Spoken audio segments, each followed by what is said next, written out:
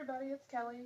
So I got some really good feedback on the last video about setting up the space for students, and I wanted to take a little bit of time and go over what you can do as parents to keep yourself organized while we're all going through remote learning.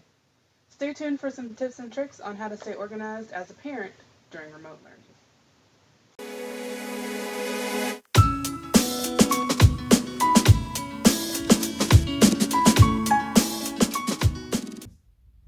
How do you manage all this as the parent or the guardian?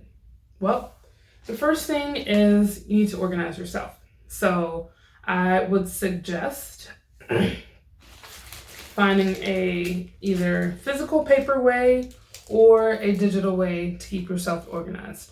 A few tools that I use are Google Keep and my calendar app.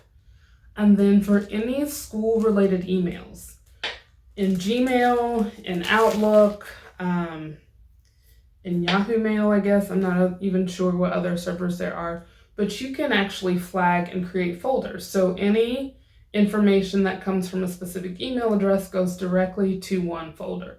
So for me, anything that comes from our son's schools goes directly to my kids school folder. Yeah, kids school folder. And so that way I know I won't miss one scrolling through my email or gets caught in my junk mail or promotions or something like that. It goes to that folder and I can check that folder at the beginning of the day or at the end of the day for the next day to see if there are any updates, if there are anything that came from Canvas, which is our district's online learning platform. And I have signed up to get a weekly update from Canvas on my students' progress.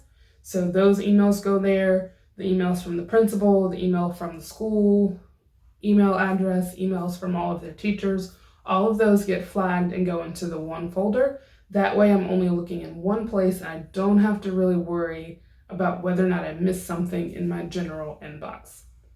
The second thing is using your digital calendar or either paper calendar to mark dates and times for things.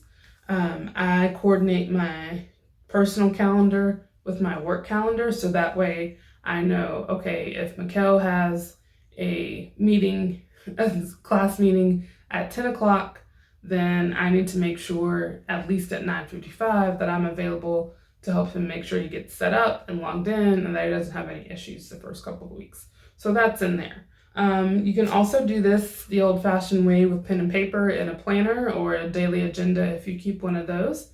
So I would suggest sitting down at the beginning of the week or at the end of the week, maybe both, and planning out what's coming up. What did I catch? What did I miss? What do I need to ask about for next week? Those types of things. This is especially important if you have to do like I did last semester and do a little research on a topic before I can help my student. So with our sixth grader, math is not his thing. Math is also not my thing.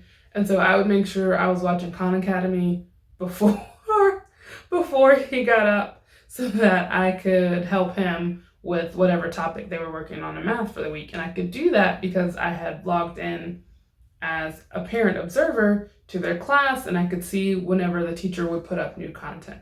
So those are the kinds of things you can do as a parent to keep yourself organized and on track so that you can help your students be ready for whatever they have coming ahead. The next thing is you create a schedule. And this is where, starting out, we're going to be pretty good with our family. We're going to be pretty good. I like having a plan. I like having a schedule. Nobody else in my house really does. Both of our our seventh grader and our 10th grader, they have pretty much a full day of classwork. So they'll meet for half their class online and the other half of their class period is going to be independently done.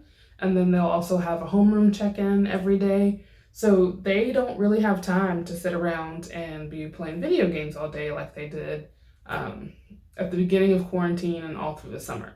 So create a schedule.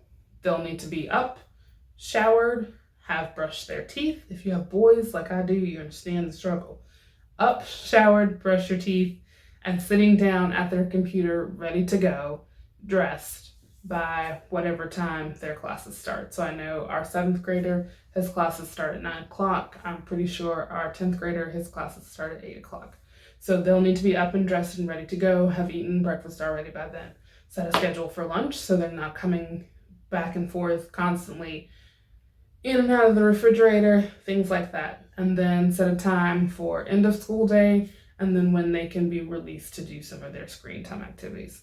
So organize yourself, set a schedule, and then 3, remember you're the expert. If you get to this first couple of weeks and you realize, the schedule is not working, I have one kid who cannot sit for this long, go ahead and email the teachers. Ask for how many of these online calls do they need to be in, how much time do they have to get their assignments turned in. Most of this should be coming from the school at the beginning of your start date. So if you've already started school, you should probably have this information already. If you haven't, some of the logistics are still being worked out, I'm sure.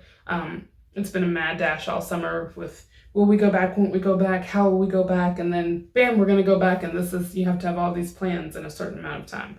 So if you haven't received instructions on how much time your children should be online and when they need to be online specifically, wait, it will be coming, and then try it for the first week or 2, and then decide what's going to work and what's not going to work, and then ask your teacher and your principal for some adjustments.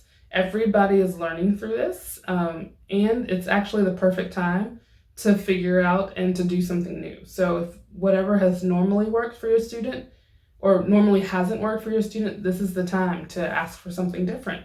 Rearrange it. If it's just something like going over a lesson, combine that with some of the physical activity work that they have to do. So if they have to be outside and they have to take a 15-minute walk as one of their health and PE assignments, then have them pull up on a tablet or a smartphone and just carry it with them and listen to the lesson. I feel like I actually learned a lot by listening, and that way I'm moving around and not stuck sitting in my seat. That might actually work for your child as well. So find some ways to adjust, figure out what's going to work best for you and your family, and then you may also have to adjust with your job. So I have a standing weekly meeting every Thursday at 2 o'clock, but I know that both of my kids will be online in class meetings at 2 o'clock.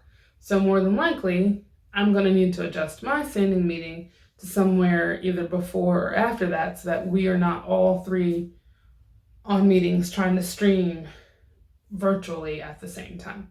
It may work, but more than likely it won't, even though we're all in separate rooms and separate areas. Sometimes you get the carryover noise, and if, a pet going back and forth here, and if 3 people are streaming, there may or may not be enough bandwidth. So that may be something you also have to adjust for. Hopefully, you found something in these few tips that was helpful and that you can use as you are transitioning into full or partial remote learning. So again, as a parent, make sure you organize yourself first. So organize emails, information, and schedules. And then second, make sure you set up a schedule for your kids and they understand and know what the expectations are. And then third, you're the expert. If something's not working, change it and try something else. Make sure to let your teacher or your admin know what it is that you need and what it is that you want or what you think will work for your child. But this is the perfect opportunity to change things up to make sure you have the exact right fit. Just remember, keep calm. Bye.